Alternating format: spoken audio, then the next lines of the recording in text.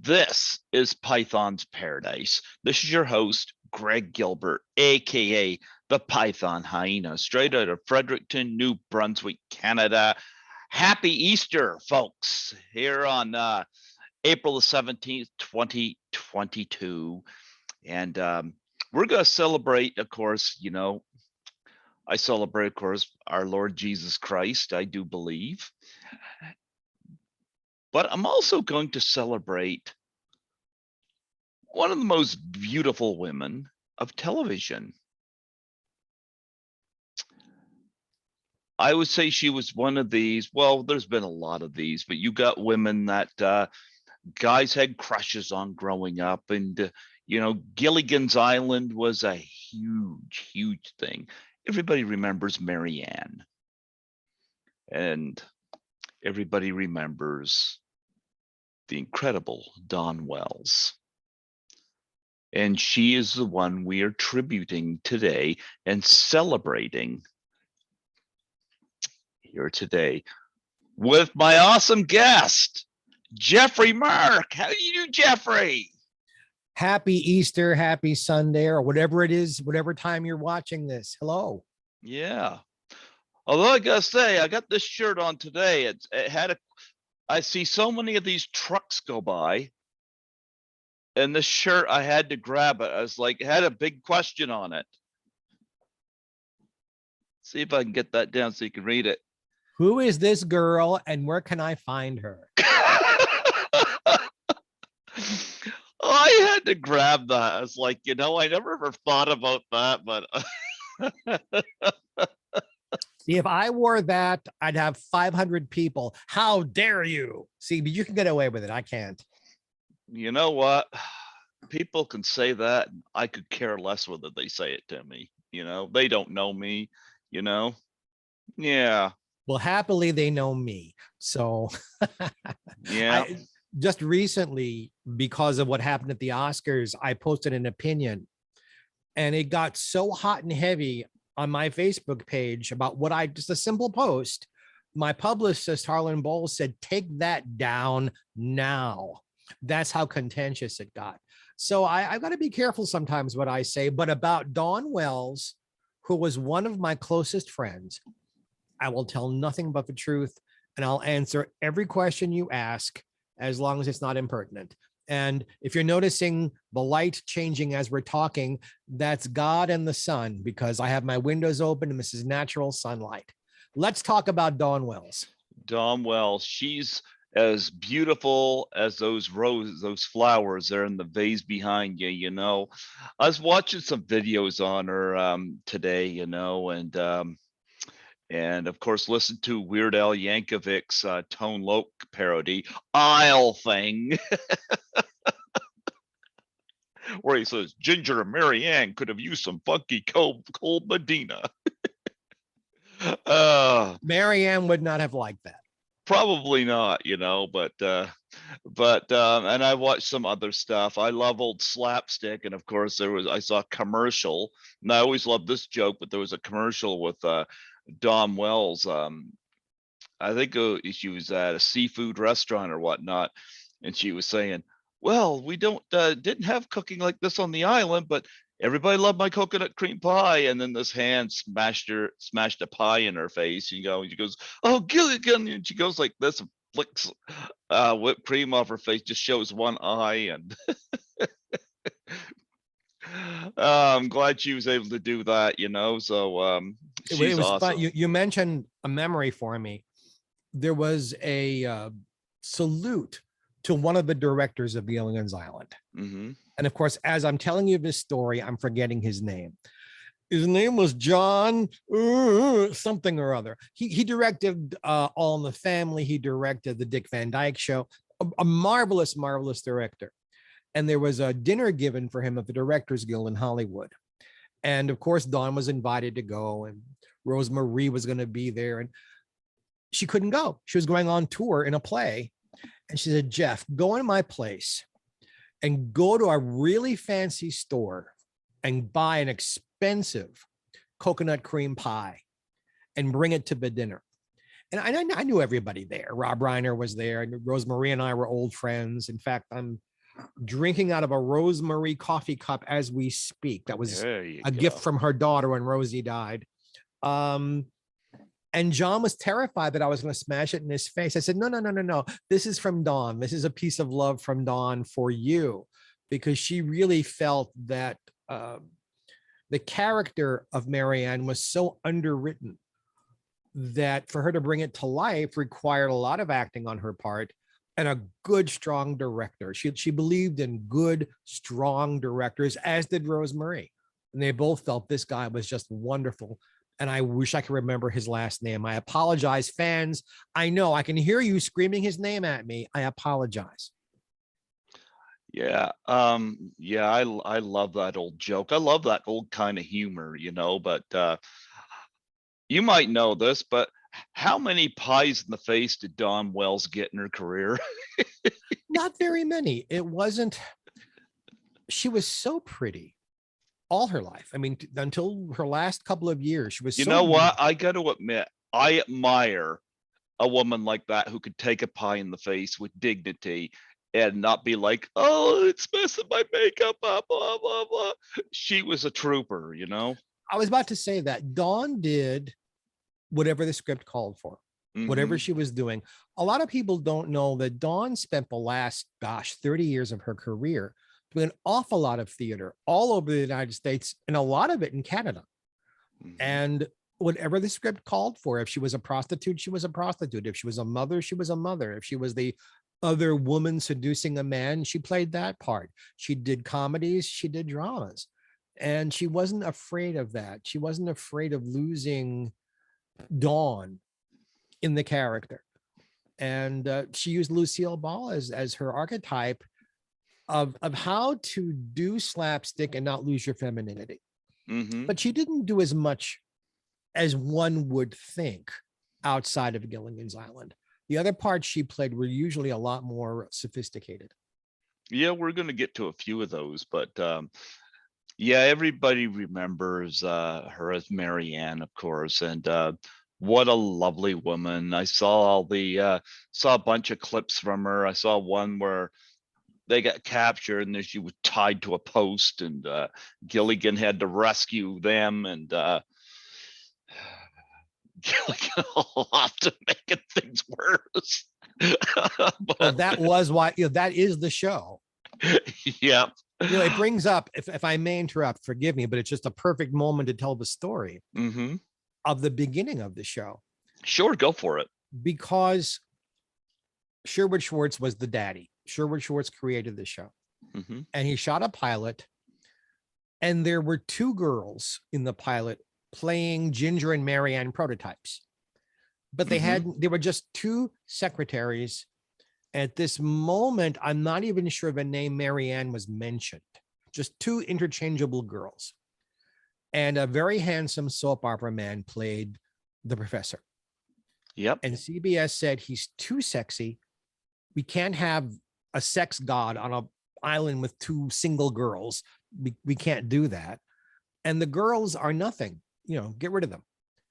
And Sherwood's brother and my dear friend Austin Kalish created Ginger and Marianne for the show. And then they of course, there it goes. That's the beginning of how the show goes. So they get to the first reading of the second pilot with Ginger and Marianne. And bless her heart, the wonderful actor, Tina Louise, who played Ginger, was brought in from a Broadway show. Tina was appearing on Broadway in a Julie Stein written musical called Fade In, Fade Out, playing the second lead behind Carol Burnett. Hmm. The show wasn't Julie's greatest. It wasn't a big hit, but it wasn't a flop. It was running. And Tina's manager came to her and said, look, there's this sitcom they're going to star you about a movie star that's stranded on an island with a bunch of crazies. And to do that, you have to buy yourself out of your contract. And Tina spent a lot of money buying herself out of Fade Out, Fade In. And she thinks this is a sitcom starring Tina Louise. And they get to their reading and they're all sitting around and time goes by. And Tina says, wait a minute. We're on page like 22. I haven't said anything yet. And the wonderful actor who played Mrs. Howell said to her, tell me, Tina dear, didn't the name Gilligan's Island give you a clue that she wasn't the star? Gilligan was the star. And that's why Gilligan had to be the one at the center of everything. But it really was an ensemble cast. Everybody got a chance to shine sooner or later. It took them a while to figure out what to do. I think Donna, if she were sitting here, would agree with me. The most underwritten part. We didn't learn much about her background really till the TV movies that came afterwards, where we found out where she came from and who her people were. So Dawn just infused the character with what she thought Marianne should have that Dawn had. Dawn was very old-fashioned about a lot of things. Dawn was not a farm girl from Kansas. Her father was very wealthy. He was part owner of a Tropicana hotel in Las Vegas. She had been, Miss Nevada. So her background wasn't that. But she herself was a loving, lovely woman who loved to cook for other people, who loved to host parties, who loved to make people happy. And that's what she gave to Marianne to make her come alive. And I just answered 17 questions. Go ahead. Yeah. Did she actually make coconut cream pies, or was that just for the show? Like, was that something that she picked up and just went with? It was written in the script. Mm-hmm. Obviously, for those, maybe you don't know this out there, if Marianne on the show had to have a coconut cream pie there, she didn't bake it. It was brought. No, I'm saying no, she learned. Dawn was an excellent cook and baker, and she didn't often have time for it, but she knew how. In fact, one Thanksgiving, she brought Tina Louise and her daughter for Thanksgiving. And Tina said, I don't have a clue how to make Thanksgiving. And Dawn taught Tina how to make Thanksgiving dinner. So yeah, Dawn could make a coconut cream pie if she wanted to. It wasn't her favorite dessert, but she knew how to make it. I had lots of dinners in her house, and she made incredible food. What was her favorite? What was her favorite dessert? Oh gosh. Dawn was more of a cake person than a pie person. Okay. More of a cookie person than a cake person. But as with all of her parties and things, and I think this is true of Dawn's life, she hated being bored. So she didn't eat the same things over and over and over again. Dawn was like the Pearl Mesta of Toluca Lake. Pearl Mesta was a big time party giver in Washington, D.C. And Dawn had parties. I mean, I must have attended 25, 30 parties in her house. 3 or 4 of them she gave in my honor for my birthday. Oh, but nice. Whenever you went, the food was different. She would go out and look for, like, what unique cheeses have I not served lately? What flavored coffee have I not put into my gorgeous silver coffee? I'm looking that way because in my home or in my office, and that way is my living room, and in my living room is Dawn's sterling silver tea and coffee service that I now own. Oh, nice. And every party, she used the good stuff. She used the silver. She used the good china. She used the good silver. She used the crystal glasses. She knew how to throw a party. What was her favorite cookie? There was a thing she got from, I think, Trader Joe's. And I don't know what to call it. It wasn't necessarily Italian. Dawn was half Italian, and in her heart she was Italian, and she loved Italian food. This was a hard, crunchy cookie that had chocolate and almonds and something sticky on it besides that.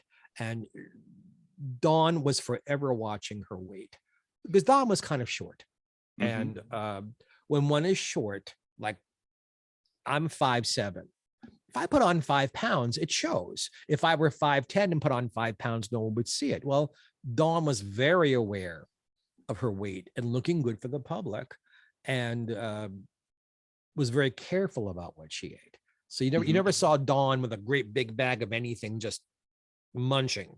That wasn't her. She was very careful about what she put in her mouth, but what she put into it had to be tasty, or she wouldn't eat it.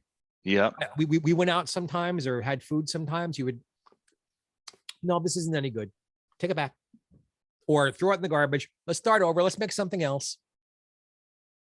She was if you can't tell from my enthusiasm, she was an awful lot of fun to be around. Oh, I would imagine. Yeah. Yeah. I felt bad when she passed. It was the 30th of December, 2020, I believe it was. Was it 2020? I felt worse than you, my friend. I bet you did. Yeah. You knew her.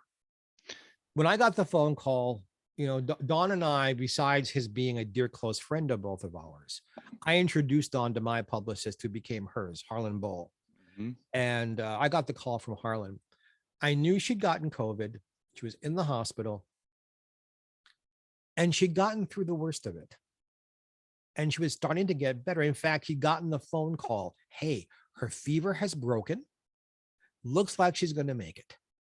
And 90 minutes later, she was gone. Oh.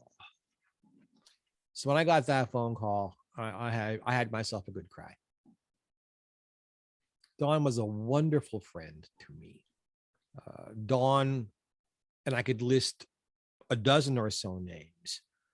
If I'm considered a star by some people or a celebrity by a lot of people, part of their credit can go to Dawn, because she cared about what happened to me. She mentored me. If she saw me doing anything that she thought would hurt my career, we had a talk. And if she saw me doing anything she thought would hurt my personal life, we had she was not afraid to meddle. She was like, sit down, I want to talk to you. One of the first talk to yous, as I adjust my sparkly scarf, was I showed up at her house wearing a t-shirt and shorts and not particularly well groomed. And she said, Geoffrey, Mark, what's wrong with you? I said, what? She said, you left your house looking like this? I said, well, Dawn, we weren't going to go out to dinner. We were bringing food in. I'm just coming over to your house. She said, Jeff, every time you leave your house, it's a photo opportunity. Never. I don't ever want to see you leaving your house without one of your sparkly hats on, a little bit of makeup on your face, and something sparkly, jewelry or something, because that's when you're going to run into a fan who wants to take a picture. Or you're going to run into TMZ or the National Enquirer, and you're going to look like crap. But if you look like this all the time, up you go. And she was right. And when I started doing that, all of a sudden, I was better well known. She was very wise. How often did she get recognized when she was everywhere? Everywhere we went. that was people. First of all, I must say this: we didn't go out to dinner all that often because of that. Dawn, maybe with other people, she had superficial conversations. Our conversations were never superficial. So we were always talking about things that were personal and private to her or to me. So she would rather put her hair in a ponytail and wear a t-shirt and leggings and nothing else and relax and talk and visit with me than have to put on all the makeup and fix her hair or put on a wig and put on the right dress. She couldn't relax and go out to eat. So we just brought food home with us, because invariably, can I take your order? And do you know who you are? And then they look at me, oh, you're here too, which is, the discrepancy in our being famous. I can't believe I'm with you. Oh, he's here also. Isn't that nice? She appreciated the fans liking her so much, but she also liked her personal life. In fact, when we were at her house for a party, she would not allow any picture taking. She said, this is not a photo op. This is my personal life. We're here to have fun as friends. And the only time she allowed pictures to be taken was like, it was a birthday party for me, because it was a party for me and not for her. It was okay. She wasn't wild. It wasn't like she had any secrets to cover up, but she was very covetous of her personal life. She kept her personal life personal.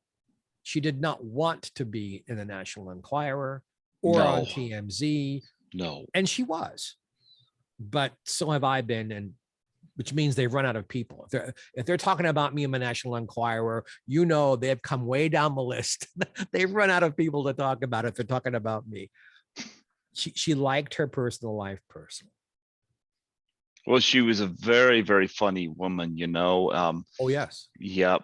Like I said, I often, and I had a little argument with somebody about this recently, you know, and it's like I was never a big fan of Jerry Lewis when he said that women can't be funny. And I'm like, I think I could think of all kinds of women that are hilarious, you know. And of course, Dawn Wells was really, really funny, you know.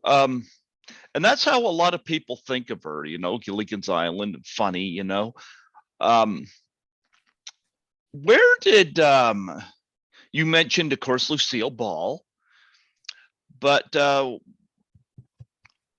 where where did I know where you're going with this. okay, all The right. answer is Barbara Eden. Oh, another Barbara still with us too. Got yeah. Yeah. Barbara and Dawn. Barbara was the female star of Dawn's first motion picture. And Barbara took Dawn under her wing and mentored her. Some of the things Dawn shared with me came from Barbara because they had a lot alike. They were both beautiful women who were very good at being funny, but also could play drama when it was necessary. They're both curious about the world. I think that was Dawn's biggest, if you had to say, what, tell me about Dawn that we don't know. She had this curiosity about everything in the world. Her interests were hardly limited to show business. In fact, unless if she'd been around for the recent Academy Awards, we would have had a discussion about that. But other than that, she wanted to talk about everything else that was going on in the world. In fact, I often stayed at her house. No, not like that, guys. She had guest rooms. Don't go there. But I'm a night owl. I'm up till very late at night and I sleep in. Dawn, I think Dawn sometimes hardly slept because she was up 5 o'clock in the morning. So at 6, bang, bang, bang, bang, bang on my door. I was like, what? She said, get up. Coffee is ready. It's time to talk. And I'd get up in my t-shirt and boxer shorts, and she'd be in her nightie, and we'd sit at her kitchen table and for 2 or 3 hours talk about everything you could think of in the world, exchanging information, exchanging opinions. She was just that curious. Barbara's that way too. In fact, I mentioned Barbara. One of the birthday parties she threw for me was kind of a small one. Dawn was living in an area called Valley Village. Her backyard wasn't very large, but it had a nice pool. And she threw a barbecue for me. Oh, and it nice. was Dawn and her manager, Peter Marshall and his beautiful wife, Lori. You remember Peter from Hollywood Squares, Barbara Eden and her husband, and Harlan, our publicist, and me. And that was the party. Just hot dogs and hamburgers and chicken and baked potatoes and pie. There was pie. Just sitting around the pool. And Harlan and I were kind of like, we're here with royalty, and yet they wanted us to tell stories. They wanted us to be the entertained, and we were. I mean, we talked for hours about all the famous people we've worked with and known and loved, and in some cases slept with, because they were curious. They're still Dawn, Barbara, Peter Marshall. They don't play the star. They're aware that they're talented. They're aware they've worked hard in their career, and they're still open to learning new things. That's why they're so much fun to spend time with. So Barbara was Dawn's mentor. I don't think Barbara even realized how much effect she had on Dawn. The way Lucille Ball kind of influenced Barbara. You know, we're all, none of us are in show business a complete brand new creation. We're all influenced by people who came before us, or the people who are our peers, while we're figuring out who we are in show business. I wasn't born with sequin hats on my head. I had to learn that. I had to learn what my brand was, what my style is. Greatly influenced by Rip Taylor, who came to, you've heard me tell this story before, who came to see me perform and told me I was magic on the stage, but you look like a fucking accountant, and took me shopping for the first sparkly hat. And now I'm that guy who wears all the sparkles. It made a difference in my career. A lot of what Dawn was taught by others made a difference in her career. I think that combination of, she really, kids, I'm telling you, I saw her well into middle age with no makeup on, first thing in the morning, and I am a gay man. And if the moon had been shining just the right way, I would have made love to her. That's how beautiful she was. Okay, so it's natural beauty, intelligence, inquisitiveness, talent, and really hard work. Until Dawn's health stopped her, Dawn worked all the time, all over the world, all the time. One play after another, one TV show after another, one commercial. She did cartoon voices. She read books on tape constantly. The audiences loved her. Yep. When it comes to Gilligan's Island, which of course what she is most known for, is what stories would you be able to tell us that the average fan might not know that you've heard from Dawn? It was, for the most part, a happy set. Mm-hmm. It was shot entirely, by the time Dawn came along, at CBS, what used to be called CBS Studio City, CBS Radford. CBS has just sold that property as well. So it's out in Studio City in the San Fernando Valley, outside of Los Angeles, north of LA. And the Hawaiian things they did had been shot long before Dawn was cast. They just kept reusing B-roll of Hawaii. The lagoon that was there was man-made, right on the lot. It is now a parking lot. They paved over it entirely. It's all gone. There's a little plaque where they'd be at the edge of the lagoon in the sand. There's a little plaque there memorializing that's where it was, but all gone, all gone. Dawn was very aware of how young she was. She was very aware that she needed to learn. She and Bob Denver became very, very close friends, and that friendship remained all through Bob's life. And then Dawn became good friends with Bob's wife, Dreama. She and Russell Freeman, listen to me.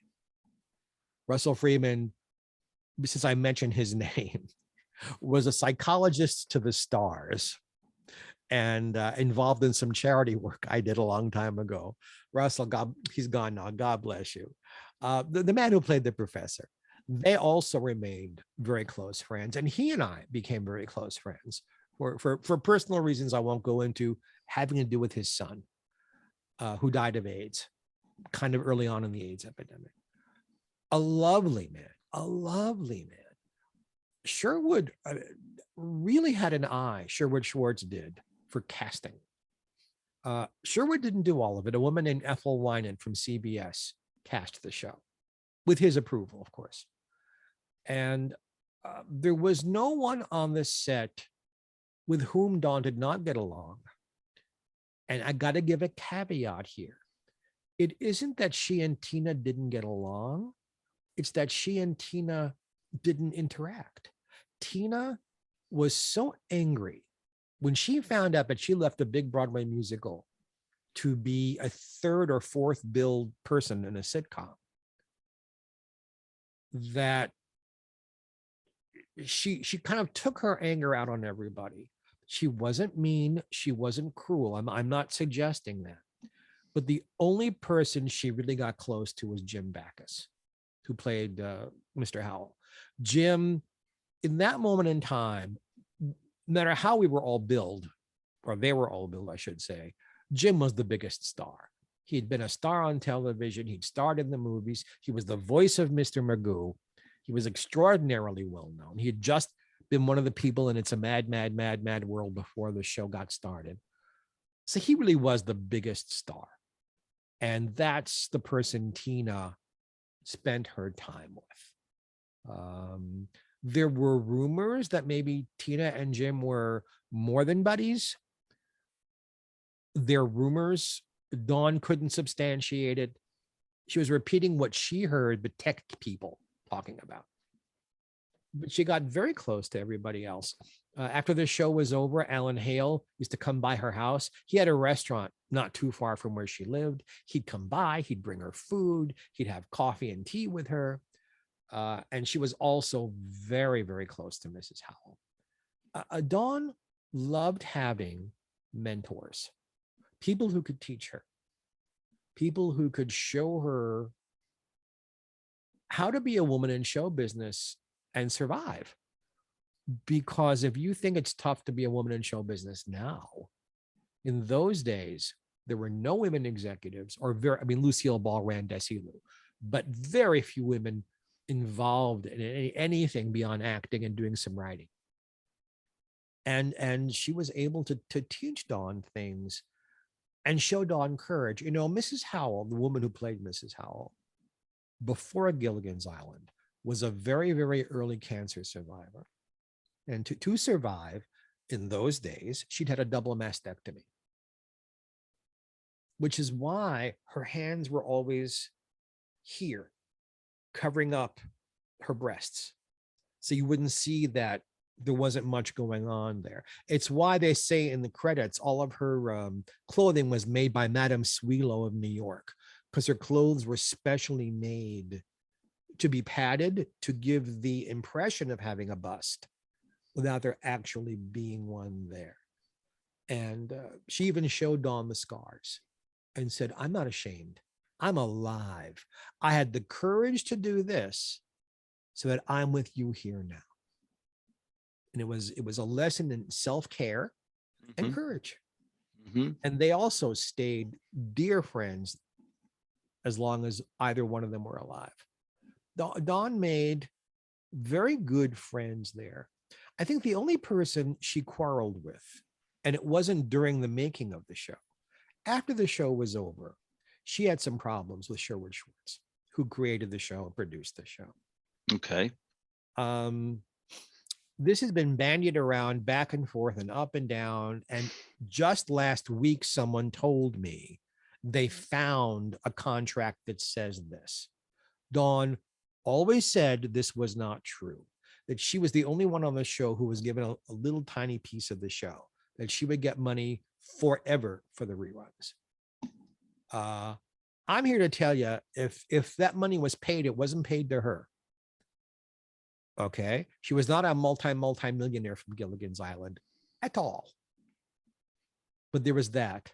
She felt that Sherwood never shared the success of the show with anybody else. When it became this gold mine in reruns, she felt all the cast give us a point that would have meant in perpetuity, not millions, but tens of thousands of dollars. They all could have lived a little more comfortably for their contributions to Gilligan's Island. Yep. And I was there for one of these conversations.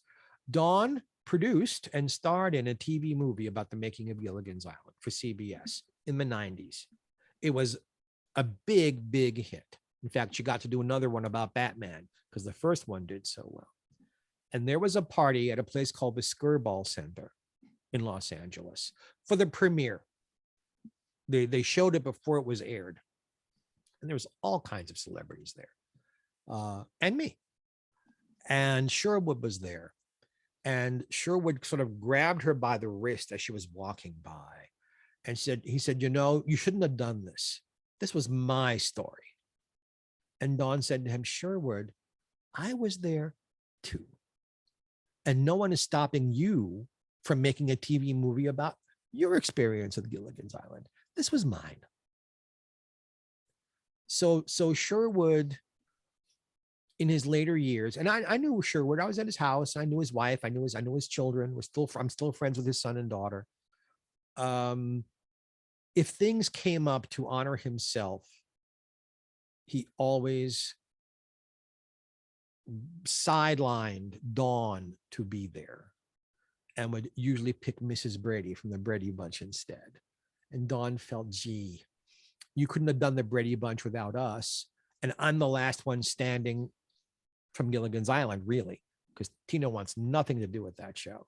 And she just felt that Sherwood wasn't as respectful or appreciative of her efforts as he should have been, could have been. That's unfortunate because Dom Wells, Gilligan's Island was aired before I was born. I think 64 to 67. Get out before I was born. Yeah. But I gotta say it's I agree with you. People, it's kind of like, when I do this show here, I'll interview pretty much anybody, and even there better if be something better coming at the end of that sentence, buddy. I'll interview anybody, huh? Well, I've had I'm going to tell you a little story. I had a podcaster recommended to me. Yes. And recommended to me from another guest. And I had her on the show, and she was absolutely lovely. She told a great story. We were on here for somewhere handy to 2 hours. This was somebody I didn't even know. Okay. We had a great conversation. Anyway, the person that recommended her to me, when I put a post up on Facebook about her, the person that recommended her to me tagged another podcaster on it saying, should do your show. And this person said, who the hell is the podcaster's name? And I'm sitting here thinking, who the hell am I? Who am I? It's not like I'm famous.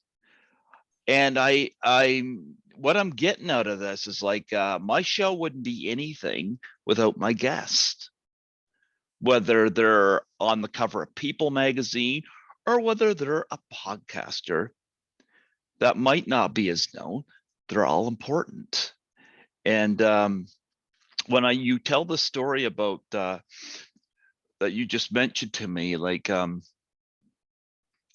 he failed to look at what contributed to that success, what contributed to the vision being realized. Dom Wells was an important part of it, as was everybody else. It's a funny thing. First of all, jealousy in show business is a very, very, very old story. It's a stupid story because no two performers are exactly alike. We're not interchangeable. Everybody brings themselves, and we're all different people. And if person X over there, who also has red hair, gets some success, it doesn't take away from my success. It's their success. I have my own success. So I never, the only person I'm ever in any kind of competition with is me, to be a better version of me tomorrow than I was yesterday. Sherwood, I guess, his age, being a part of the Depression and remembering starving, being a writer for other people before he became a writer for himself, working for Bob Hope, which was not as lucrative as one might think. Sherwood had failed series. It's about hello, a pussycat. Skittles says he's a big Dom Wells fan. Of course he is. She'd love him too. She loved animals. She had always had cats. Yeah. Loved cats. Yep. Uh, but Sherwood had a failed series. In fact, Sherwood wrote one time, you have to have one hit, and then you have to have a second hit. And the second hit pays for all the people you have to sue to get your money from the first hit. So Sherwood had money problems about Gilligan's Island too. Brady Bunch made him more money. Brady Bunch gave him the monetary clout to battle with CBS over the Gilligan's Island money, and gave him the money to do the Gilligan's Island reunion movies. They've never come to formal DVD release because Sherwood would not pay for the music. To put things on DVD, you have to get music clearances. Sherwood wouldn't pay for it. So they've never been on DVD. I liked Sherwood. I liked him a lot. And he was a wonderful talent, but he was a credit hog. He never ever mentioned his brother or Austin Kalish creating Ginger and Marianne and pretty much saving the show, getting it on the air. He liked to be the guy. And Don felt that both of his shows, his big hit shows, the Brady Bunch and Gilligan's Island, were what we would call in the industry premise heavy. The premise is very heavy, so heavy, in fact, that sometimes you run out of stories. For the Brady Bunch, after the first 16 or 17 episodes, sure, we ran out of ideas about a blended family. That was the idea. It's a woman with children, a man with children who are 35-ish coming together and making a blended family. That's the first season. After the first season, never again is it mentioned that they're stepchildren or stepmother, or the show became about a family with lots of kids, an upper middle class family with a really cool house, how they were living in the early 70s and the changes that were happening in families in those days. That's what the show became. The premise changed. Gilligan's Island was very premise heavy.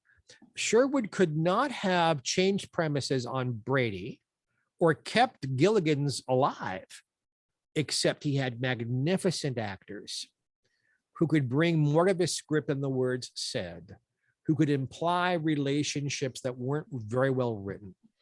There was going to be a fourth season of Gilligan's Island. Gilligan's wasn't canceled because of bad ratings or anything. They were going to move Gilligan's Island from the 1967-68 season to Monday nights right before Lucy.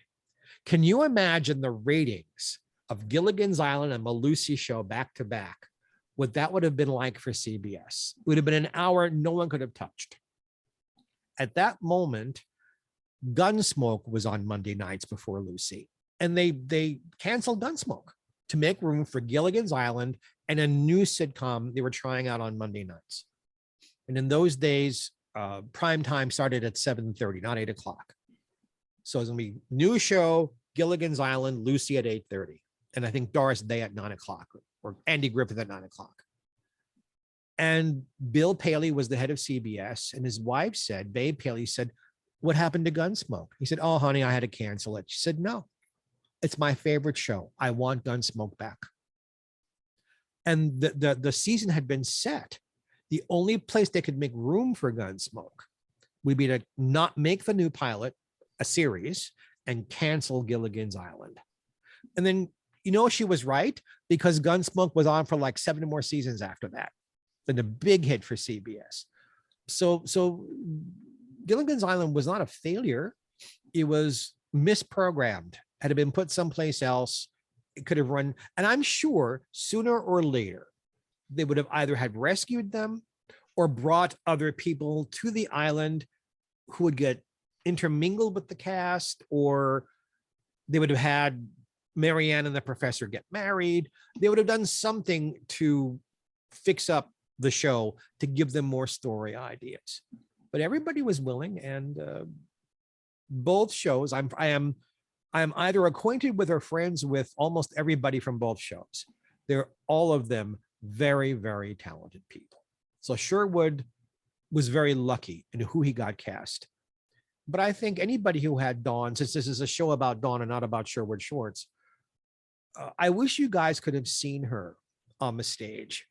She was wonderful. Can you imagine Dawn Wells doing a female version of The Odd Couple with Marsha Wallace from the Bob Newhart show?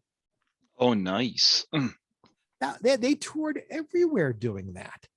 And they were very, very good friends. And Marsha came to her parties, and I adored Marsha. Dawn had a lot of friends. A lot of people really loved her because she had so many interests. Dawn loved to have poker parties. Now, I don't play cards. I don't play poker. I didn't go to those, but lots of very famous people did because they loved her and they liked to play. And Dawn, when she felt like it, could be one of the boys. She was one of those women who could be ultra feminine.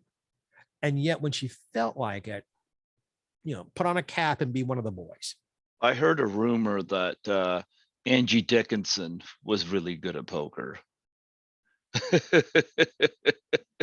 Well, you know what? The next time I see her, I'll ask her if that's true. Yeah. I had Dawn somebody. was good at poker because she made the parties fun. I bet she did. What was talk about Dawn's reaction whenever Gilligan's Island ended? Like, did she have ideas of where she wanted to go from there, or was that something that she I think you know where I'm trying to go with this. I'm trying to put it into the right words, but Dawn, although she loved her work and worked very hard, Dawn didn't always live for her work. There was no goodbye party for Gilligan's Island. They were all told it's coming back in the fall. There was no reason to have a goodbye party. And by the time they found out, it wasn't until just a few weeks before. The sets had been torn apart already and the costumes had been given away. It was over. Dawn got married. The only time she got married in her life. So she spent a couple of years being a young married lady and enjoying, the money she'd made from Gilligan's was nice. She wasn't a millionaire, but she took good care of it. She loved her husband. He was a very nice man. The marriage didn't work out. There were years Dawn was in Tennessee because she'd met a man who lived there and her home base was Tennessee. She always kept her home in Toluca Lake. She had a guest house. Her mother lived in the guest house for a very long time. She was very, very close to her mother. In later years, Dawn rented that out. When Tennessee didn't work out, she was back to Los Angeles. But Dawn was away a lot. She was doing so many plays in so many places. There was a thing, it was more common then than now, but especially in the 70s and the 80s and 90s. Anybody who would start on a television show, if they had talent and they wanted to work, they could find really, nicely paying work doing plays and musicals in the summertime, all over the United States and all over Southern Canada. And Dawn spent a lot of time in Canada performing. She was up there and she loved Canada, loved being there because the audiences, they were always magnificent. I know I'm painting with a broad brush here, but what I hear from others and my own experience about performing in Canada, you're such respectful audiences and so appreciative that we come to you. Well, we're appreciative that you have us. So she may not have been on television all the time, but she was working. She was more concerned with being an actor than she was with being a star. She didn't do the game show thing. She wasn't on Hollywood Squares. She wasn't on the Match Game. She wasn't doing things just to keep her name out there. And she really didn't have to, because who could have figured out that Gilligan's Island would go into syndication almost immediately? and that a whole generation of young people, your handsome Greg is probably one of them, who came home from school every day in the late afternoon or early evening and watched Gilligan's Island 5 days a week, like everybody watched I Love Lucy or Star Trek or The Twilight Zone, these shows that got rerun over and over and over again. So her face was out there 5 days a week all over the world. But believe me, she was working all the time and in lots of different things. You went to Dawn's house, it was a little bit of everything. She loved going to Africa. She went on actual safaris. I watch a lot of African wildlife videos on YouTube. I'm like fascinated with African wildlife, you know. Any stories she has from that? You just walk through her house.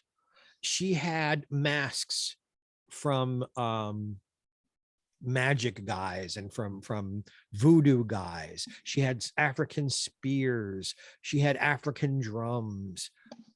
My friends at PETA and Actors and Others for Animals, don't yell at me. I didn't do this. She had an actual zebra rug in her living room underneath her coffee table. She loved African art and African artifacts. She was there several times, but she also had French paintings. She had artwork all over her house and bric-a-brac, everything from sterling silver coffee and tea sets and Eastern European crystal and English china. And she loved pretty things from all over the world. She loved collecting things because she loved to travel from her travels, so that when she was home, she could look around. And I pretty much do the same thing.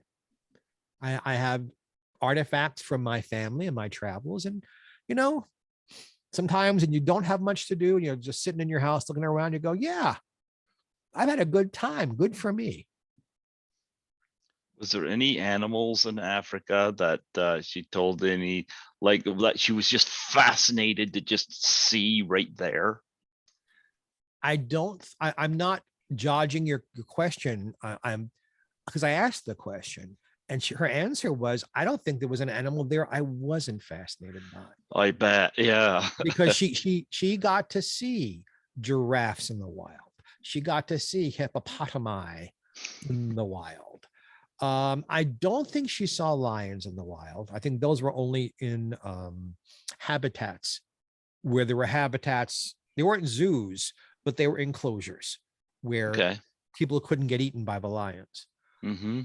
I don't think there was any one animal that particularly fascinated her, except if I had to pick one, elephants. She got to see elephants, and I could be wrong because I think this is what she told me. She saw them in Africa, and then she also saw them in India, and the differences between the two kinds of elephants that there are. Yep. Because I have a collection, not of elephants, but of crystal and china and made out of semi-precious stones, elephants. I love elephants. Yeah. And she was always very admirous of my collection because she liked elephants so much. Yeah. She loved animals. She loved living things. She always had an animal or two or three in the house. Yeah. Yeah, the African elephant always had the bigger ears, was the bigger animal, and they were the more difficult to tame, you know. It's always about size, isn't it? Come on. Indian elephants had the smaller ears, but they were the ones and they had of course the big foreheads as well. Indian elephants were the ones you mostly saw in circuses because they were a little easier to tame, you know. I don't recommend them being in circuses, but I've got to say I am thrilled that they are no longer in circuses in this country and should never have been. Yeah. But elephants are fascinating. I'm not surprised that Don Wells would go to the elephant, you know. You mentioned animals in the house. What'd she have for pets, or did she? Always. I knew Dawn for 25 years. And we were the last few years of her life, because of her health issues and my health issues. And I don't live in LA. I live in Palm Springs. I didn't see her as much because of that. Although we worked together several times right before COVID. In fact, I think I did the last live event she did before COVID hit, which was out here. Right. I interviewed her in front of an audience. And other times she interviewed me in front of audiences and I sang. Nice. Yeah, that was interesting having her interview me because I didn't know what the hell she was going to ask me. But it was What an honor, huh? Oh, sure. Oh, sure. There was a thing at the Santa Monica Library, celebrities interviewing celebrities or stars interviewing stars. And they invited me to be the one being interviewed. And they wanted to know who. I said, Dawn. I didn't even think twice. Dawn, because I knew she'd have great questions. Oh, nice. But she always had cats. Usually there were cats that she found. There was a time in her life when Dawn owned a lot of property. She owned property in Florida. She owned a camp for young kids in show business, teenagers in Idaho, near Driggs, Idaho. And she had houses in Los Angeles. And she would find these stray animals. And what she would do is let them pick her. The ones who came to her and sort of begged to be, those are the ones she would take home to Los Angeles and be part of her household. I know she had dogs earlier in her life before I met her, but when I knew her, there were always at least 2 cats in the house, sometimes 3. And then by age, sometimes only 1 at the end. Because they lived, her cats lived forever. They lived, 13, 14, 15 years. And because she took such good care of them. Yep. They knew they were loved. They knew they were safe. She watched them because Dawn was very observant. She had one who had arthritis. Bless her heart. The cat's name was Driggs. And Driggs loved to lie out in the sun. And Dawn watched like where the sun was in her backyard. And at a certain hour every day, it hit right outside her sliding glass doors. And she'd open up and Driggs would go out and just lie there in the sun and drench her bones in sunshine. That's the kind of observant caretaker she was to her animals. Oh, nice. Nice. And she made them homemade food. She cooked liver for them. She cooked beef for them. She chopped up chicken. I mean, she made sure they had a good diet, lots of sunshine, fresh air, and all the love she had time to give. And if she wasn't giving it, the people in her house gave it because her cats weren't afraid of people. So they could come out for parties and intermingle. And anyway, she was a good cat mommy, really good. Yeah, I love my cat too, so I can relate there. I wanted to ask about 2 films that she was in. One was The Town That Dreaded Sundown, which of course based on a true story, and of course she is in that. Talk about her getting the part in this and any thoughts she had about this, because of course this is not a comedy by any stretch of the means. Well, Dawn, got started doing drama. Before Gilligan's Island, I think she did 2 different episodes of Bonanza. I think she'd done a Gunsmoke. So she'd done period things. She'd done Westerns. She'd done drama. She was a good actor. I think you're looking for a specific story. There really isn't one other than her agents knew that she could do any kind of a part for which she was age appropriate. And the casting people understood that she was talented. Beyond that, it's just a matter of being submitted for something and being good enough, or at least being able to give the casting people the idea that you'll be good in the part. Because casting people, no aspersions to my friends in casting, especially to Jack Riley's son, Brian, who's Fox casting director at Fox. Casting people have narrow vision. If you don't look exactly like what they think, or can't quickly impress them that, okay, I'm not what you thought, I might be better, you're done. You're done. They can't think, well, if we put him in a blonde wig, if your hair isn't blonde, they don't care. Having said that, being in Gilligan's Island certainly limited her for a while, but she could put together what we call a sizzle reel, which is 5 minutes of all the different things you've done on film. When you throw in all the dramatic stuff she did and Gilligan, anyone who saw that goes, wow, this woman has breadth of talent. And then you throw in all the stage plays she'd done and musicals. Dawn sang. And Dawn was the first one to tell you she was no big singer, but she learned to carry a tune and do it loudly enough to be heard over an orchestra. So after a while, it was not a surprise to anyone that Dawn would get cast in things. People learn. I'm not saying this because I adored this woman, and I did. I'm saying she had an awful lot of talent as an actor, as a writer, as a producer, and Dawn should have been a director because of her attention to detail.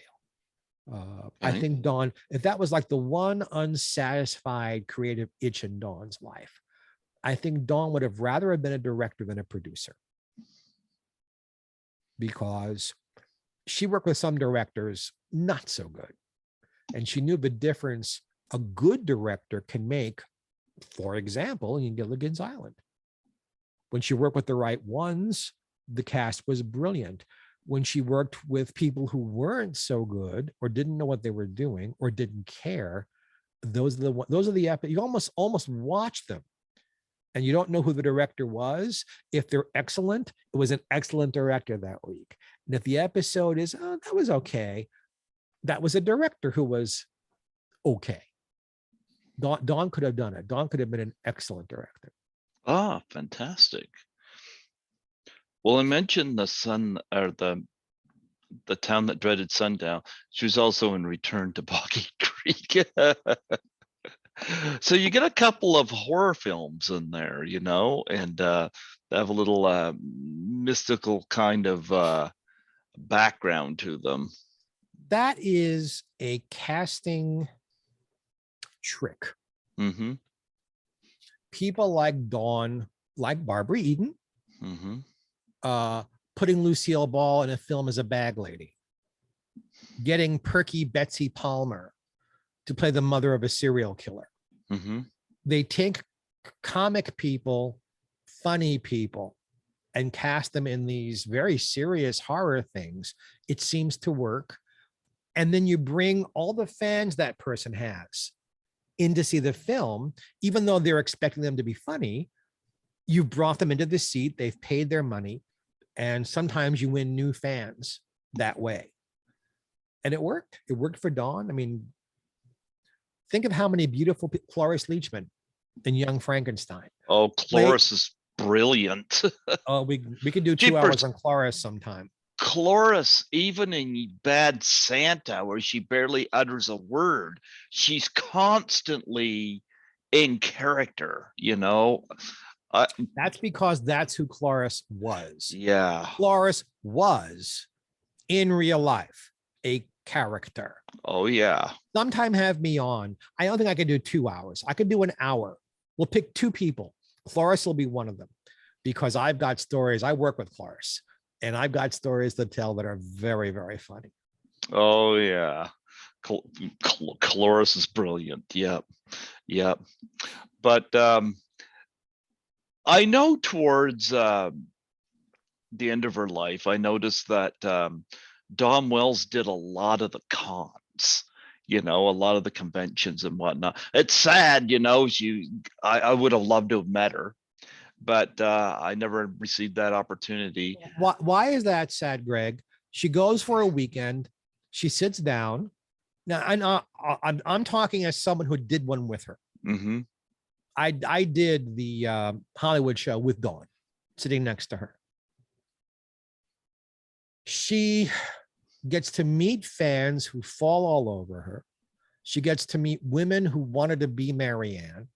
She gets to meet hundreds, if not thousands, of men who pretty much dance around the sentence, "I used to masturbate over you when I was a youngster." And she gets to make $10,000 or $20,000 in a weekend. How is that sad? She loved it. It was No, it easy would have been money. for me sad because from my point of view, because it's like I'll never get that opportunity, you know. That's what I'm talking about, you Okay. know. I would But have for people gladly who do, gone to meet Dawn. for people who do these autograph show things, and they have them in Canada, they have them on the East Coast Hmm. outside of Baltimore, they have them in Los Angeles. I think they have one in Chicago. Hmm. It gives people who are big fans, like you are, of show business, a chance to meet people like us and people bigger stars than I am. And press the flesh and get an autograph and get a photo. It costs a little bit of money. And for someone like Dawn, I was about to say there's no heavy lifting. You have to bring, hundreds and hundreds and hundreds of photographs with you. If you've written a book, you got to bring dozens of copies of the book. If you're a singer, you got to bring CDs, you got to bring posters. There I is some know, heavy, I some heavy know lifting this. to getting started. But I once you're know there, this because I did my first con with Lisa Langlois of class of yes. 1984. She invited me to that, and she and I have been friends ever since. Actually, I got an Easter text from her today, you know, and I went with her the day before the con to help her get her pictures and stuff and help her carry them. And it also allowed me an opportunity to see more Toronto, you know. So I got to kill two birds with one stone there. But yeah, you're right. There's a lot of work for the person showing up, you know, to bring all that. But Once you're there, once you are, your stuff is there, however it got there, whether you schlepped it yourself or you hire someone, you get some young muscular person to help you with it. Once you're there, you're sitting, they bring you water, you get a lunch break, or they bring you food to the table. You wash your hands even before COVID. You use hand sanitizer because you're shaking hundreds, if not thousands, of hands. But people like Don Knotts would go and $35,000 just in his pot as cash. You don't even have to pay taxes on it. And I've never done that, IRS. I've never taken cash and never paid taxes on it, but some of these other people did. And caught myself there. Well, no, seriously though, I never made enough money to. I'm not a big star. I'm talking about big stars. And then Bob Newhart did it. Steve Allen and Jane Meadows did it. The cast of Laverne and Shirley did it. There'd be a 3-hour wait to meet those people. So these are wonderful places. Once upon a time when show business was mostly theater work, you left the theater and the people who loved you were right there at the stage door, yay, and shaking hands and getting autographs. But if you're doing television work or movies, unless you're on location, you don't really get to meet the fans anymore. Even in nightclub work, like I'll be May 12th singing in Palm Springs at Oscars, doing the Ella Fitzgerald songbook. mm-hmm. I'll get to meet some of the people, but by the time, they've paid their checks and I catch my breath and towel off and drink some water and calm down, the people are mostly gone. So these cons are a wonderful way for show people to make extra money, and it's a ball. It's and then you go and you're eating lunch with all these other celebrities that you may not have seen for 20 years, because that's another thing about show business. You do a show with somebody, whether it's a TV show or a film or a Broadway show, and you work very closely together. And then you go your way, they go theirs, and then 20 years go by. Oh, it's you, it's you, it's you. Oh, it's Peter Fonda. Yay, we made a movie together. Which we did actually. It's a lot of fun. And I don't know anybody who did them who didn't really enjoy the process. You said you did one of these with Don Wells. I usually ask this I never asked this about somebody who had passed away, but since you were there, do you recall, like I always ask, what's the strangest, most unique thing you've ever been asked to sign? Do you recall her getting anything very unusual to sign, or something that's like, wow, I never seen this before, or something that just blew her mind? There are always people who wanted her to sign body parts. She would sign biceps. I think I saw her sign somebody's thigh. Mm-hmm. She did have offers for a lot of money to sign other body parts that she turned down.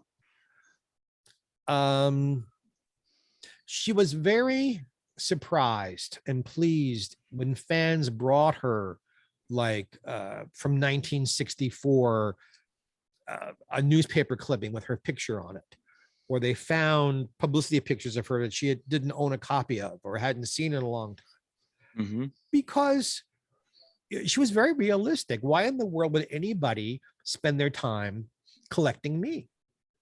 Just like, I am nowhere near her size of a star or a celebrity. I have lots of fans all over the world. I am amazed. I accept it. I'm grateful for it.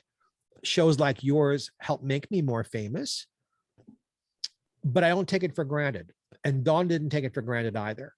But I don't remember there being. The only other thing that she would not sign is sometimes people brought her pictures like of Tina. Would you sign this? She said, well, no, that's not me. She wouldn't sign Gilligan's Island stuff that didn't have her on it. Because when she got that kind of stuff, she suspected that someone was trying to get autographs to sell online. Yeah. I don't agree with that. I don't agree with that. Like you know that I'm also, besides being a singer and a comedian and an actor, I'm also an author. Mm-hmm. And you do book signings as an author. When they buy 5 or 6 books at once, and you ask, well, who is this to? Oh, just sign your name. I know I'm going to go on eBay, and they're selling these books for $100 with my autograph on them. Dawn tried very hard not to have that happen with things that she signed. Yeah, I always tell these people, I always say, personalize. I like it when they're personalized to me. I love it, I've never sold an autograph. I've still got all the autographs I've ever gotten. I think the first one I got was Andrea Barber. It was Kimmy Gilbert from Full House. I've still got those. Got them in 1993. Still got them, And I keep all of my autographs, and with the cons, it's always a delight to meet these, especially if there's somebody that I grew up and I love them in a particular movie or this or that, it's like. I have hundreds of signed photographs from people I've worked with. Mm-hmm. Frank Sinatra, Ella Fitzgerald, Ethel Merman, Lucille. I mean, just the biggest. And interestingly, or not so interestingly, my kids couldn't care less. So when I go someday, hopefully if not another 35 years or so, it's going to go in the garbage because my kids my career means nothing to my family. I hope it wouldn't go in the garbage, but. Well, my kids had a 2-father family, both of us in show business. Mm-hmm. They grew up with famous fathers, and the grandchildren don't know any different. Papa is famous. It's just part of life to them. But they don't care about my career. They care about me. Mm-hmm. What did I buy them? Not what song did I just sing, but what did I bring? What'd you bring me, Papa? That's what they care about, like any other kid. So I don't know that maybe I should sell all of my photos when I get older. Dawn, I'll repeat something because I really want the fans to hear this. She never took the fans for granted. Mm-hmm. She never felt hassled by them. The only time fans brought Dawn any concern was when they got weird. It's one thing to say, watching you as Marianne made me a man. The implication of that somehow this guy's first erection came from looking at her on Gilligan's Island. It was another thing when they wanted to take her to dinner. There were people who chased her. There were people who had fantasy relationships with her. Quite serious, where she could have gotten harmed. And I learned from that I can't let fans, people who are only fans. There are lovely people who are my fans who have also become friends. Yay, they're lovely people. But the ones who aren't, I can't let them into my personal life. Mhm. because they, as they did with Dawn and anybody else who's in the public eye, this is not just for two of us. There's nuts out there. There Yeah. are very unhappy people out there who live through us, who want to be us, who think they are us, or think they have a relationship with us. It's why a lot of celebrities live in houses that have gates and locks, and because they fear for their safety at home, because celebrity and notoriety attracts all kinds of wonderful people, and then that little percentage of people who are scary. And Dawn got scared a few times, but she loved her fans. Never ever did she feel, oh, I'm a big star and this is coming to me. She appreciated it. As far as she was concerned, she was a little girl from Nevada, from Reno, Nevada, who got very, very lucky, who didn't deserve it. She never felt she was beautiful. She never appreciated how gorgeous she was. She compared herself to Tina. Well, I'm short. I don't have her bust line. I don't have her long legs. Yeah, Dawn, but the whole world loves you. You know, wake up. um, she never got a big head. No. I only once heard her say about someone, well, I'm a bigger star than she is, because the other person disrespected her.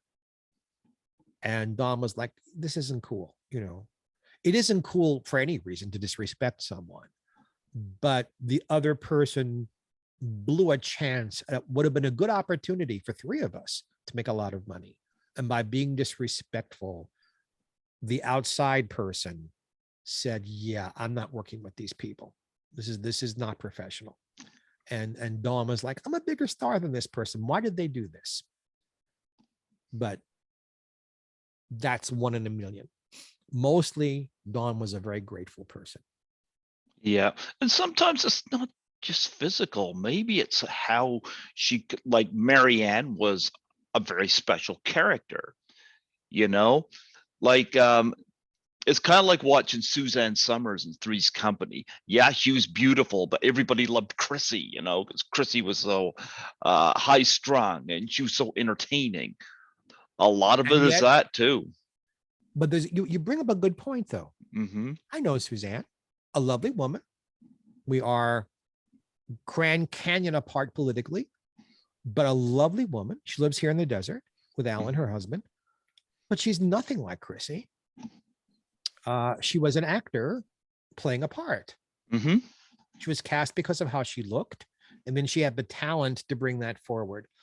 Dawn, the loveliness of Marianne, the warmth of Marianne, the sensuality of Marianne is not in the script.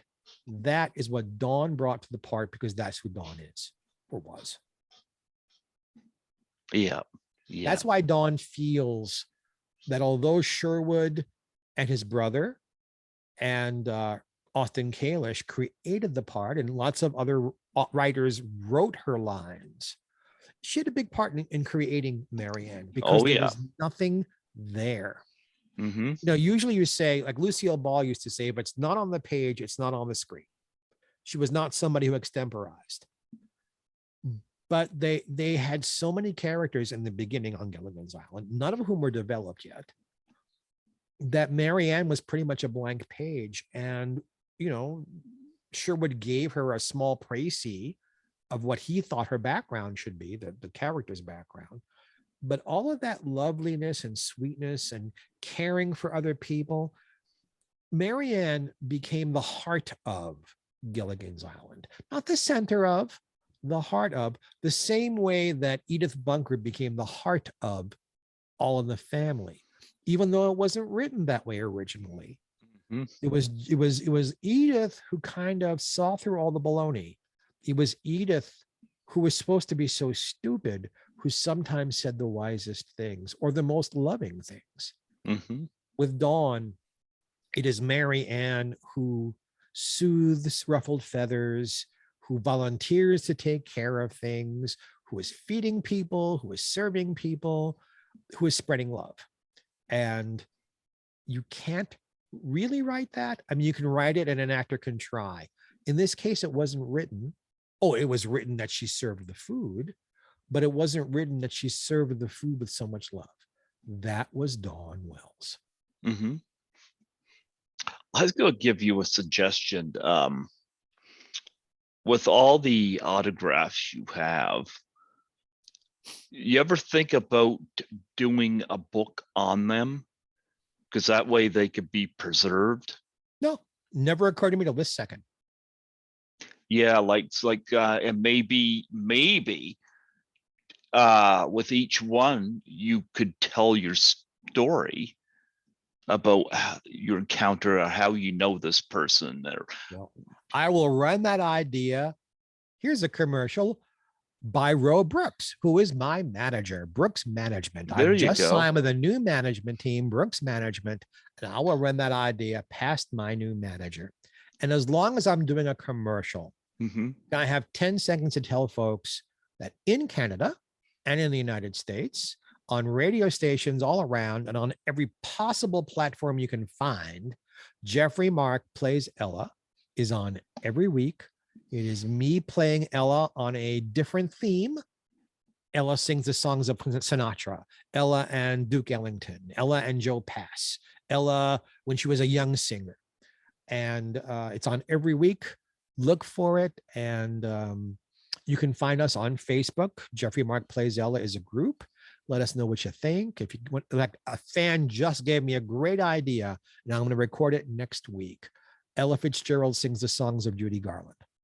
Oh, Didn't even occur to me, but we're going to do it because a fan mentioned it. So that is my commercial. And other than if you're watching this and hearing this before May 12th of 2022, and you happen to be in Southern California, I am singing at Oscar's Supper Club that night, 5:30 open for dinner, 7 o'clock for my show. Come see me do jazz. Yay. and he does jazz well, folks. He sang on here. Yes. Yeah. One of them 500 times I've been on your show. Yes. Yes. Am I the most often guest you've had? You know what? It's funny. I thought about that. I always categorize it differently because I've had you on 3 times as you're like just talking about your own career. Right.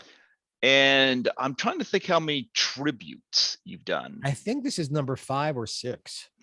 Well, you did Lucille Ball. I did. Ella Fitzgerald. I did. Mary Tyler Moore. I did. After that, I Allen. believe was Steve Allen. And there was Milton Berle and Dom Wells. I'm wondering, was there another? Maybe not.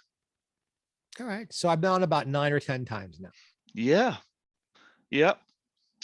So that's because I enjoy you, Greg. Oh, I enjoy you too, you know. I mean, enjoy we're doing this on Easter Sunday, kids. This is the afternoon of Easter. I'm recording this with him. Mm-hmm. And I'm giving up my Easter to be here with him because I enjoy being here with him. And I enjoy being here with you. Oh, I enjoy having you on. You're such a fountain of knowledge. That's why I suggested too, because I like you mentioned that you know, your kids would probably throw those photos and stuff out. If you did a book and put something like what behind blah blah blah blah, those could be preserved. And that's what I was thinking there. Yeah, I look at that. Thank you. Yeah, that's a suggestion because I think a lot of people be interested in that. And you've met a lot of interesting folks, you know, like yeah. And you're all sparkly. I look, I've said this to you before. I hope I say it till I pass away. I'm the luckiest son of a bitch on the planet. Mm-hmm. I have a love of my life thrown at me when I was 13. I had my career thrown at me when I was 15. I've survived so far 2 plagues and not died. And I get to be here with you. I mean, how lucky can a guy get? Well, I'm lucky. I get to, like, I just worked at the hospital for 8 hours, and the only thing on my mind was I get to talk about Dom Wells with Geoffrey Mark. And that was awesome. That kept me going, you know? Dawn was such a good companion. Mm-hmm. I don't want to beat this to death, but we didn't plan events. Well, the parties got planned, Mm-hmm. but we would plan to get together. Yeah, next Thursday we both have time, because we're both busy people. But what we would do, we wouldn't plan ahead of time. We did what we felt like. There was never, ever an awkward silence or what do we talk about next? Or what do we do next? Or what should we eat? There was never a boring moment.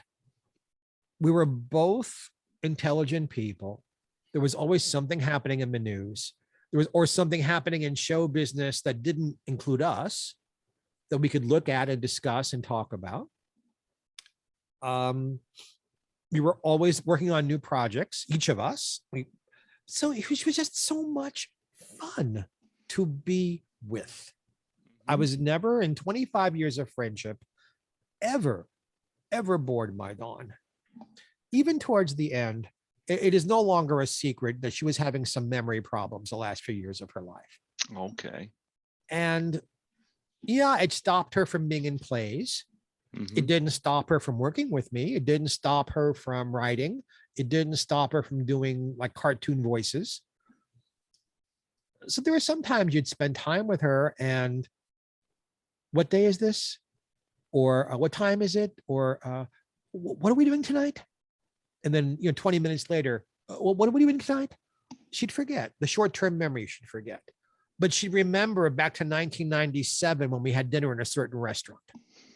So, you know what?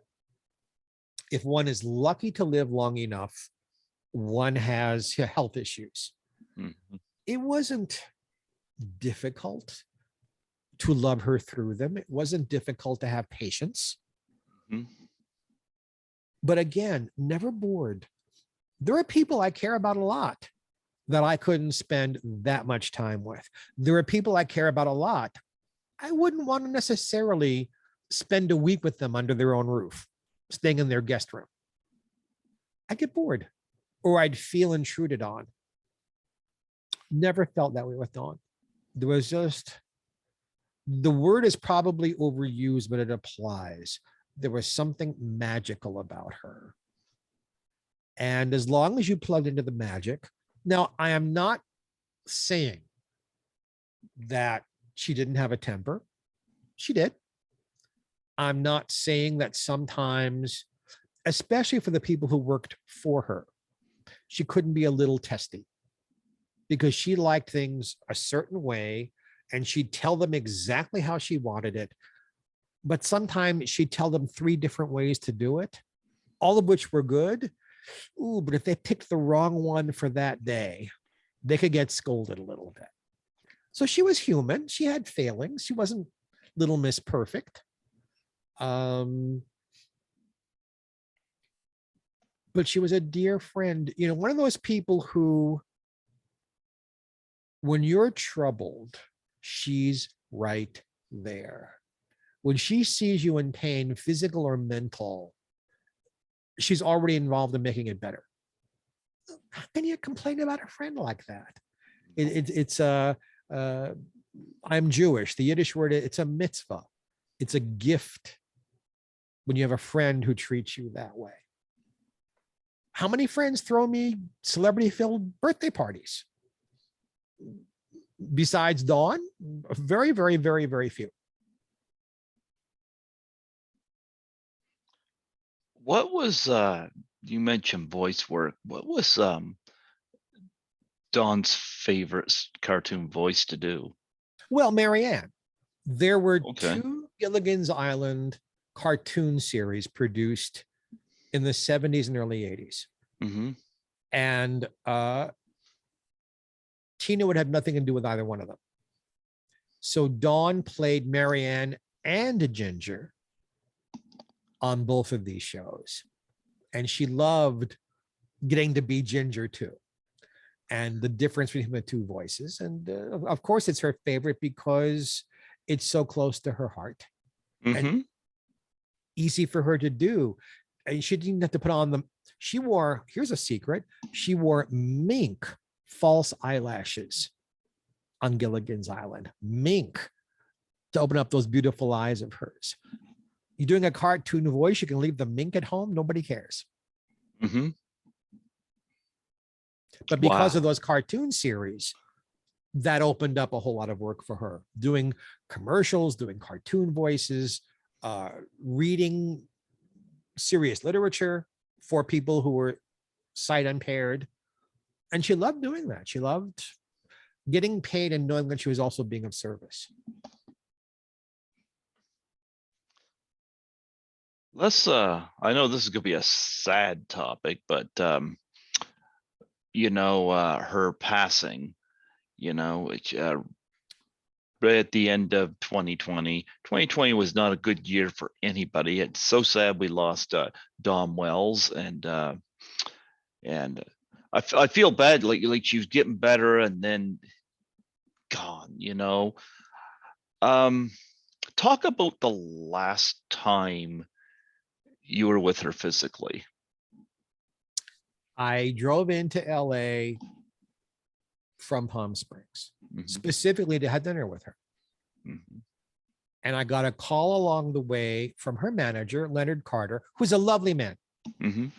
I'm not disparaging Leonard in any way.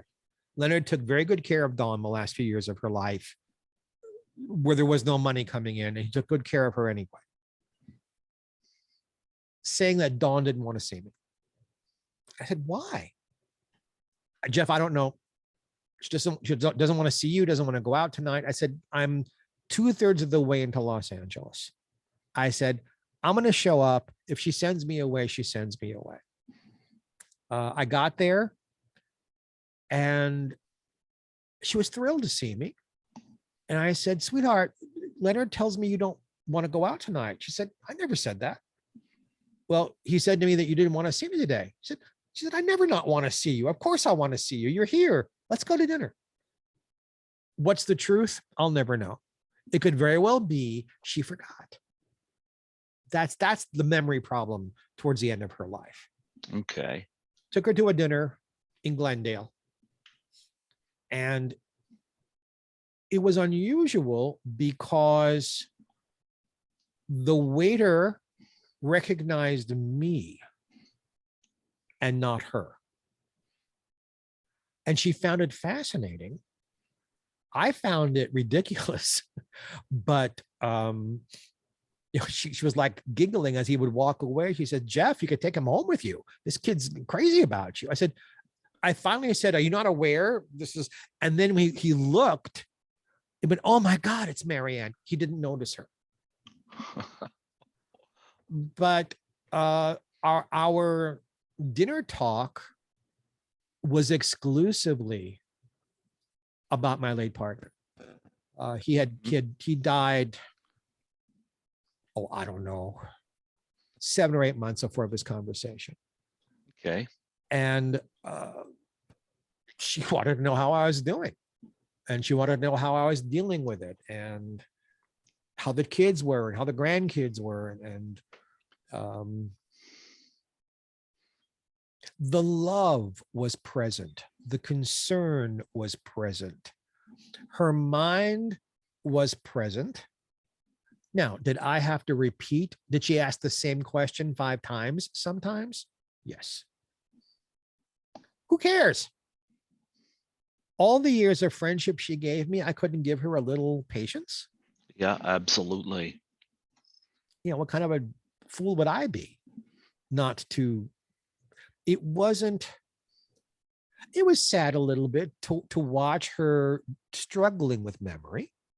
She wasn't yet slipping away. She was there. She loved me. The love showed. The questions were intelligent and well thought out. It's just that she didn't remember asking the question or what the answer was. Okay. We had a lovely, lovely time. That was the last time she and I spent time alone. The last time I saw her, I was doing a charity event out here in the desert. And I was the host and I was singing. And we had other acts on the bill. And Leonard brought Dawn out here, and she was the big star. I interviewed her for an audience, and then she happily signed autographs after the show. And then Leonard took Dawn and I out for, I think it was an Italian dinner later that evening. And there was a comedy festival happening at the restaurant we happened to be picking. And they begged me to get up and work. And I said, no, I'm here with my friend. I'm not working tonight. Tonight is all about her. So I demurred performing so I could really give her my attention. That was the last time I saw her. And that was right before COVID. That was like a month before COVID hit. And then after that, we talked on the phone, but talking on the phone became difficult because she wouldn't answer. She would lose the phone. She would not want to talk to people. She wasn't in the mood. She didn't have anybody there screening the calls for her. And then I became aware that things were getting a little worse. And then she was in the hospital, and then she was gone. So there was no in-person sadness between us about her illness. She was aware of it. She would ask me, Geoffrey, how bad is it? Is it bad enough that I shouldn't be in the public anymore? That was her concern. She did not want to embarrass herself or let her fans down. She was that self-aware. And then other times she wouldn't remember that she had problems. See, that is the sad part of memory loss, of that kind of memory loss, which, by the way, was never diagnosed. She was never diagnosed with senility or Alzheimer's. There was no diagnosis, just memory loss. The sad part was when she'd forget that she had it and wouldn't understand why she wasn't in a play or why she wasn't working.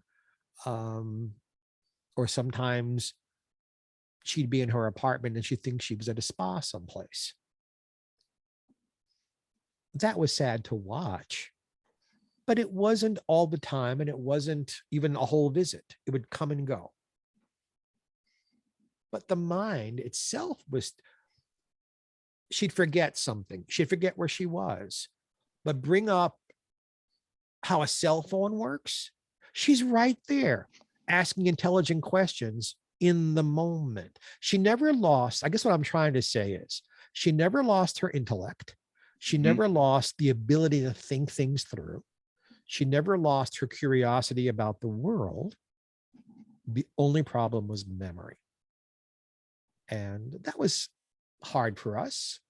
It was hard for the people closest to her, Barbara Eden, me, Leonard Carter, her manager, Harlan Bowl, our publicist rather. Gotta say, love Harlan Bowl. First time I encountered him was when I interviewed Peter Mark Richmond, and I love Peter. Yeah, we lost him as well. I had him on here twice, I know, I saw. Yeah, first time through his daughter, but yeah, Peter was great. Peter was great. He was in his youth, a very sexy man, a very good actor. And it was an honor to get to know him in the last years of his life. Yeah. That's, being in show business, I love performing. I love being in front of an audience. I love telling my stories. I love singing. I love acting. I love writing. I'm a lucky guy. But I also love that I get to meet so many of my heroes, so many people whose talents I admire, whether it's on a social level or working with them or interviewing them or writing about them. It's such a joy for me. And then you meet someone like Dawn, who I met professionally. I was living in Las Vegas. I guess we should talk about this. How did I meet Dawn? Yeah, I believe I didn't ask that. Shame on you. Yes, shame on me. I was living in Las Vegas. I had written my first book about Ella Fitzgerald, and I was working on my first Lucille Ball book. I hadn't started entertaining again yet. We've talked before, but I took a break from show business because I had a problem with alcohol and drugs. Got clean and sober at 30, Now it's the 1990s. I'm working a lot. And I got a call from a man who died the same week my Joel did. His name was Larry Germain. And before you guys say, no, not that guy, Larry Germain was a big time hairstylist at Universal Studios. Not that Larry Germain, the producer. Larry was co-producing that special with Gilligan's Island that Dawn was producing and starring in. And Larry wanted to take and took out an option on the Ella book to make a movie out of it. I think he wanted Dawn to co-produce it with him. And he brought me to the set of that movie they were doing on location. And that's the first time I got to meet Dawn, who was doing about 17 things at the same time and doing them all really well. And we introduced, and she looked me in the eye. We hardly said anything to each other. She said, would you like to have dinner together? Who wouldn't want to have dinner together? Exactly. I asked her about that. She said, there was something about you. She said, I wanted to get to know you better. There was just something about you that appealed to me. That reminded me how I come to know Lisa Langlois. I asked her, I said, what made you invite me to Toronto to assist you at Horrorama? And she said that she just saw something in me, and we've been friends ever since. Well, it's your animal sex appeal, obviously. Well, I don't think that was the case with Dawn and me, but the friendship grew very, very quickly. In a few weeks, it was like we'd known each other for years and years and years. And she started inviting me to her parties, and then we began hanging out together. Mm-hmm. I moved back to Los Angeles, so I was available as often as she wanted me. And then I was out of the country for a couple of years on and off, working on cruise ships as an entertainer. Mm-hmm. And when I came back, I moved to the desert. Dawn was really touring a lot in plays at that point. So she'd have me come into town and house sit for her. And it gave me a chance to do what I needed to do in Los Angeles. And I'd house sit for a couple of weeks or for 10 days, and then I'd go home. Then Dawn got ill. Dawn got seriously ill in one of her plays, ended up in the hospital, ended up having an operation. That's when she met Leonard Carter, her new manager. And that might have been the beginning of the memory problems. When she came back from the operation, and she healed from it beautifully, but you could tell there was something different. And that's when it was so slow, you could hardly notice it. And it took years. It wasn't like overnight or dramatic. It was so slow. You just became aware that she was repeating herself. Or if she had a cocktail, she seemed to get more imbibed than usual. But there was never a moment where I didn't want to be around her, or nothing embarrassing. Just, someone very, very well for a very long time, for like 15 years. And then the last 10 years, you notice, things have changed. Okay. And I'm sure people who know and love me can say the same thing about me as I'm aging. Things change. I get thinner, I get fatter, my hair color changes, my sparkly hats change, or maybe I begin to forget things, or maybe I don't have the energy I used to. You don't blame people for that. You accept it, you understand it. And she made it very easy. She really, really did. Was Dawn enamored with your sparkly hats? She loved them. She loved my wardrobe. She encouraged me. We've told the story before about Rip Taylor, and he started it. Dawn encouraged it. Do more, do more, do more. And then Peter Marshall's wife, get shoes, get sparkly shoes.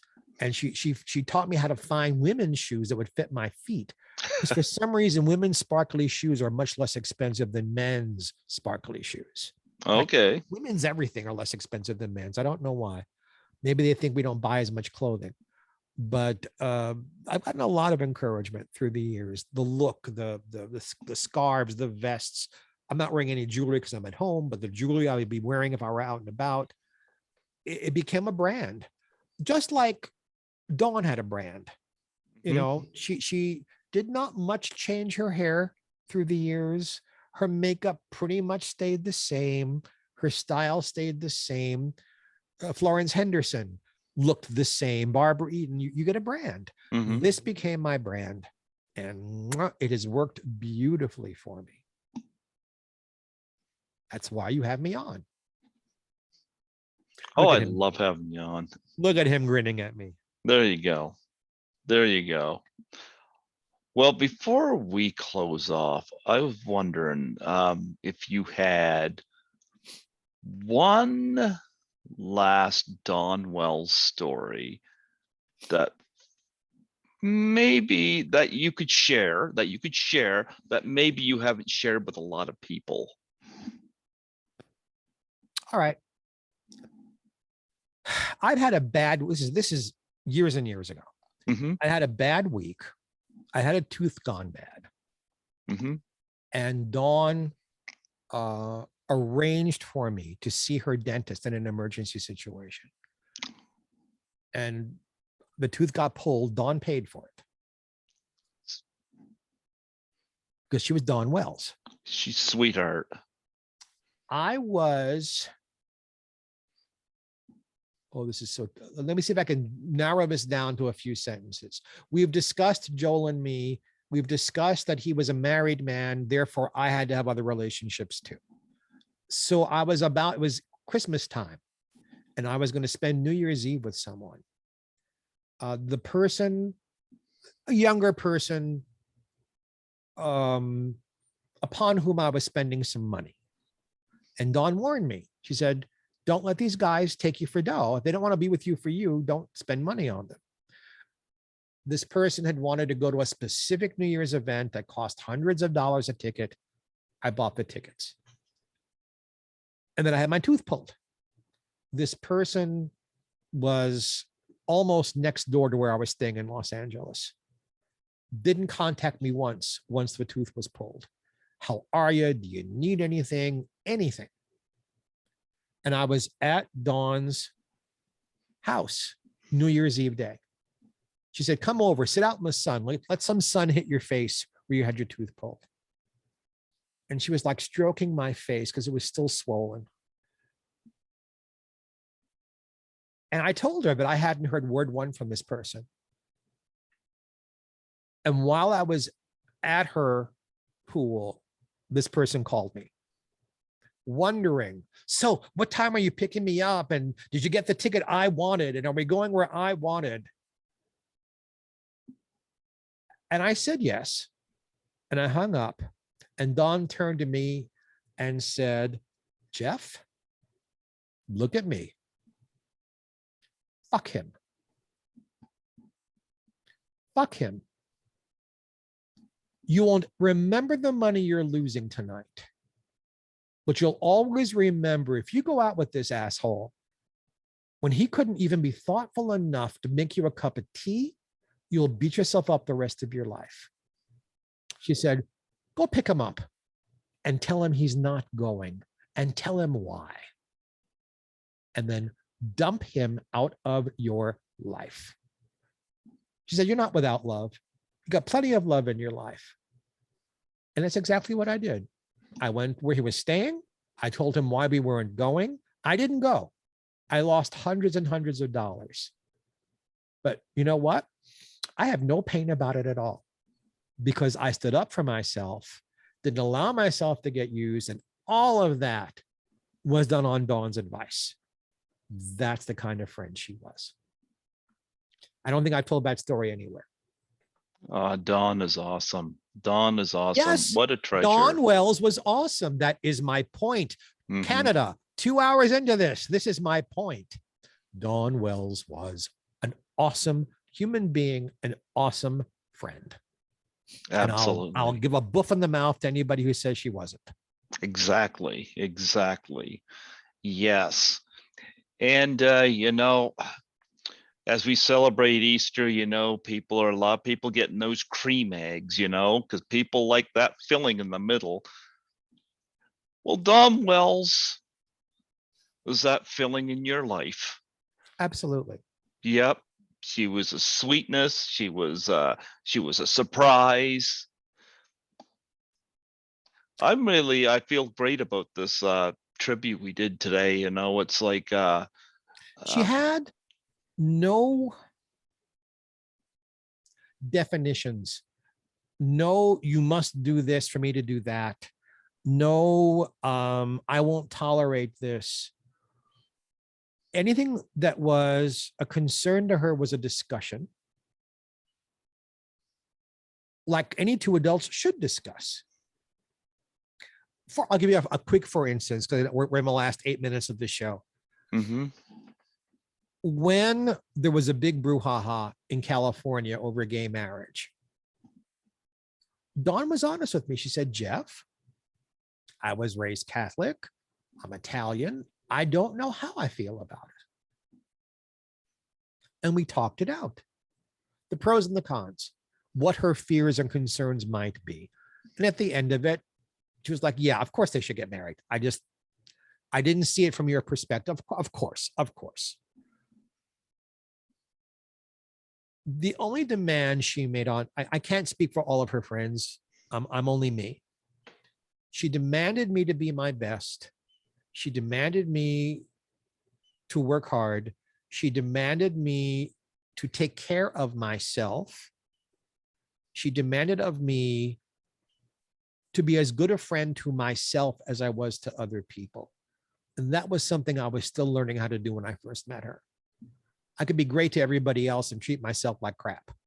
And she said, no, it starts with you. If you don't love you, you can't really love anybody else. If you don't forgive yourself for what you've done in your life, you can't forgive anybody else. If you don't take good care of you, you can't take good care of them. And that was her demand. If I was less than who she thought Geoffrey Mark could be, she'd get in my face. Whether it was a performance or something I'd written or an interview where she thought I wasn't giving enough entertainment value, whatever it was, it's like, all right, Jeff, let's talk. Because she demanded me to be the best Geoffrey Mark I could be. Where can you buy a friend like that? And it cost me nothing. It cost me nothing except to love her, which was automatic and instant and easy. Oh yeah. So that's there is the public person you all have grown to love, my friends in Canada. And I'm serious. She specifically loved her Canadian fans and loved working in Canada. And then there's the person. And with all of us, we have our personas. And then underneath all of that, there's, a person. That person was lovely. And my life was changed by her and greatly, greatly enriched by her. I'm the luckiest son of a bitch on the planet to have been so close to her for so many years. What a blessing. What an absolute blessing. I hope I was half the blessing to her that she was to me. Absolutely. Absolutely. I'm pretty sure you were. I'm pretty sure you were more than that. I hope so. Yeah, absolutely. You know what, Geoffrey? I thank you so much for coming on here and paying tribute to Dawn. And I really looked forward to this. And like I said, after working today, I really looked forward to this. And this was a delight, sometime in the future, I should have, and I just crossed my mind, I should have you interview me. All right, we'll do that. At some point, whenever I think it's the right time, because I can't think of anybody that I could think would do well. There's lots of people do a great job, but I'd be most curious about your take on it, because you're just the way you come across and you communicate and you express yourself and the love you show to the people we've tributed. Yeah, Some of that's for you too. I'd be honored, All right. We'll talk about it off camera. We'll make it happen. We'll do that. We'll do that. Well, for And all of my Canadian friends, I don't know when you're going to see this. We pre-recorded this. I don't know if you'll see it actually on Easter or 2 weeks later or 6 months later or Easter of 2023. But if you're Jewish, happy Passover. If you're a Christian, happy Easter. If you are a Muslim, happy Ramadan. And I love my Canadian fans too. I love being on this show. And when I do my next singing tour, I sure hope it brings me near wherever you happen to be in Canada. I'm working on it. And let's not forget, we love Dawn Wells. We love Dawn Wells. And I love her more. You know what? I can tell just by this interview, the passion. Absolutely. Well, with that said, Geoffrey, I bid you a happy Easter. Thank you. And as you know, I end all of my programs. God bless and have a happy. Absolutely. Take care and God bless. And we remember the wonderful, wonderful talent and human being Dawn Wells was. Yes. Thank you so much, Geoffrey. Bye-bye.